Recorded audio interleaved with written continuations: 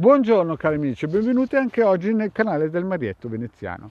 Oggi vi racconto una storia fantasia che mi è successo qualche tempo fa, ovvero quando il vostro Marietto ha incontrato il Dante.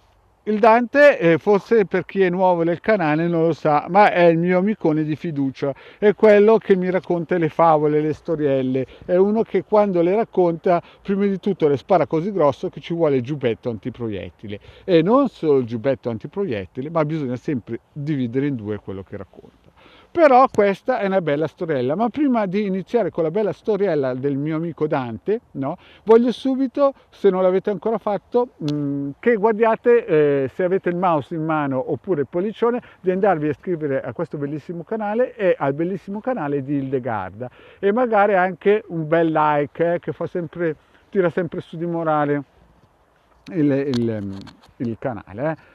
Quindi se non l'avete ancora fatto, cari amici, iscrivetevi al canale del Marietto Veneziano, anche di Hildegarda, e se avete qualche parente tipo la suocera, qualcuno che vi avanza e che è attaccato al tubo, mi raccomando, noi accettiamo tutti, scherzo, a parte questo, cari amici, sono contento che voi ci seguiate e continuate a seguirci. Bene, iniziamo col racconto del Dante. E chi è questo Dante? Il Dante è l'amicone del Marietto Veneziano, e dove si incontrano, il Marietto Veneziano incontra sempre l'amico Dante al bar della pace, e questa volta lo incontra e si beve come al solito il caffè. Lo incontra il Dante, gli dice: Marietto, ma sai una cosa? E il Marietto gli risponde al Dante: ma cosa dovrei sapere, Dante? Scusa, cosa vuoi raccontarmi oggi?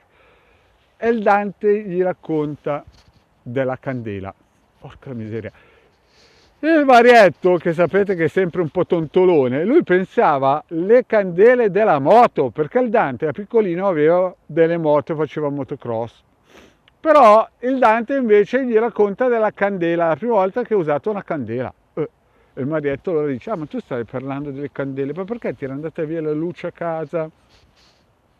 Ti era andata via la luce a casa, non so, perché non avevi i soldi per pagare la corrente da piccolino. E il Dante dice: no, la prima volta che io ho usato una candela è stato quando, e io subito con le orecchie aperte, perché sapete che quando il Dante racconta qualcosa, il vostro Marietto è sempre con le orecchie grandi come il Topo Gigio, sapete che è sempre sul chi va là.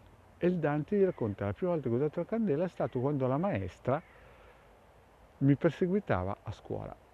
E io lo guardo e gli dico: ma la maestra ti perseguitava a scuola? E lui dice: sì, da piccolino maestra aveva avuto l'ordine di farmi dispetti a scuola. E io dico: ma Dante, ma cosa è successo? Raccontami tutto. E il Dante allora inizia. Il Dante è successo che da piccolino, caso strano, lui è stato tirato sotto da una moto. Sì, è stato tirato sotto dalla moto e purtroppo è morto, e poi è andato su in cielo e è tornato giù. E quando è tornato giù ha cominciato a dire delle cose strane, tipo cosa gli avevano detto quelli del paese che erano morti prima, e che quindi in paese bisognava fare delle modifiche perché sennò sarebbero successe delle brutte cose. E il problema è che il sindaco e il prete sono andati a parlare col Dante, e il Dante, poverino, gli ha detto cosa gli avevano detto quelli sopra. E allora il sindaco, che non voleva cambiare le cose in paese, cosa ha fatto? Ha cominciato a perseguitare il Dante e ha usato una maestra. Anche a scuola l'hanno cominciato a perseguitare, e ha usato una maestra che praticamente faceva sempre delle angherie a scuola al Dante. E allora il Dante, che era piccolino e non riusciva a capire, ci rimaneva male, andava sempre male a casa dal papà a raccontare le cose, finché un giorno il suo babbo, che era brava persona, no? A un certo punto gli spiegò al Dante una cosa. Lo portò a 30-40 km dal suo paesello e lo portò da un amico. L'amico del papà del Dante, guarda un po', era anche un capitano degli Alpini di Torino, e insieme diedero al Dante una candela. E il Dante prese questa candela, così mi ha raccontato il Dante. Io al bar della pace ero seduto con lui mi dice: io ho preso questa candela nera, è la prima volta che vedevo una candela nera nella mia vita. Bisogna dire una cosa: il Dante era uno specialista perché era un chirichetto, quindi di candele, quando andava a fare le prove per le messe, le sapevo usare, le accendevano, però era la prima volta che vedevo una candela nera in vita sua e pensavo che non facessero luce, perché il Dante era così piccolino che pensavo che la luce venisse dalla cera, no? E quando gli è andato in mano una candela nera non sapevo cosa servisse. All'inizio pensavo che era un candelotto, dinamitarlo, poi gli hanno detto che era una candela. E il papà, parlando col capitano degli Alpini, gli disse al Dante: senti, adesso mettiamo un po' tranquillina la tua maestra. E gli disse al Dante, il papà e il capitano degli Alpini: sai che cos'è un fegato? E il Dante era troppo piccolino, non sapeva cos'era un fegato. Allora il papà e il capitano degli Alpini, insomma, erano un pochettino arrabbiati, perché a scuola neanche gli spiegavano cos'era un fegato, anche se aveva 8 anni. Allora gli fecero disegnare sulla candela un fegato. Poi gli chiese: ma sai il nome almeno della maestra? E a un certo punto il Dante il nome della maestra lo sapeva a metà, no? Alla fine hanno dovuto fare un barbatruccolo e il nome della maestra è uscito. E cosa è successo? È successo che hanno preso sta candela, così mi ha raccontato il Dante che aveva 8 anni, e a un certo punto hanno disegnato su con uno spillino la forma del fegato e gli hanno fatto infilzare al Dante sto spillino, cioè il disegnino del fegato sulla candela, gliel'hanno fatto accendere sta candela, così mi ha raccontato il Dante, e poi sono andati via, sono tornati a casa. Il giorno dopo a scuola la maestra è arrivata ed era molto provata, al che hanno cominciato ancora a fare angheria il nostro Dante, povero Dante, sempre sotto pressione da questa maestra.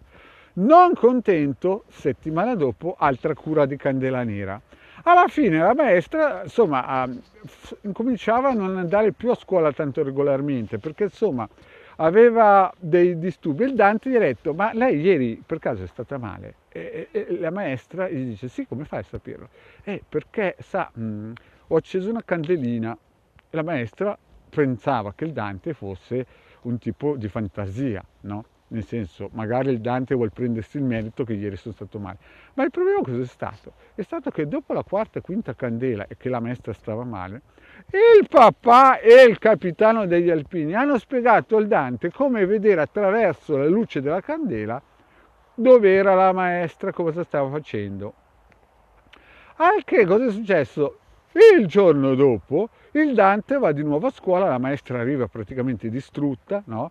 Distrutta da questa operazione di salvataggio del Dante che ormai era sempre stato ed era il zimbello della classe, e il Dante gli dice: ieri io ho visto cosa lei faceva, e il Dante gli ha spiegato esattamente cosa vedeva attraverso la candela, la ciambella della candela. Allora la maestra si è spaventata e da quel giorno lì, mi ha raccontato il Dante, la maestra non ha più preso in giro il Dante.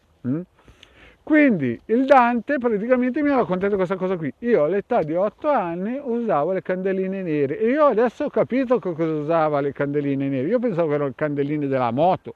Invece il Dante parlava delle candeline nere per stare tranquillo a scuola e essere trattato bene come tutti gli altri bambini che andavano a scuola. Bene, cari amici, questa qui è la storia del Dante. Chiaramente voi sapete che sono storie di fantasia del Marietto, perché io al Dante mica ci credo, sono un tontolone, ma il Dante quando le racconta non si capisce mai dov'è l'inizio, dov'è la fine. Le racconta così grosse che io alcune volte quando vedo al bar corro a casa, prendo il giubbetto antiproiettile perché le spara che sono pezzi da 90. Comunque, vabbè, noi sappiamo che il Dante è fatto così e gli diamo un po' di corda tanto per farlo chiacchierare, no? Che ha bisogno di essere capito e sentito, però sapete, né? Ok, cari amici, bene, grazie di avermi ascoltato anche oggi per questa pillola. Il vostro Marietto vi ringrazia, vi chiede, se non vi siete ancora iscritti al canale di Ildegard e Marietto Veneziano, di iscrivervi e di venirci a trovare anche sui social, Facebook, Twitter, Telegram e quant'altro. Grazie cari amici, alla prossima!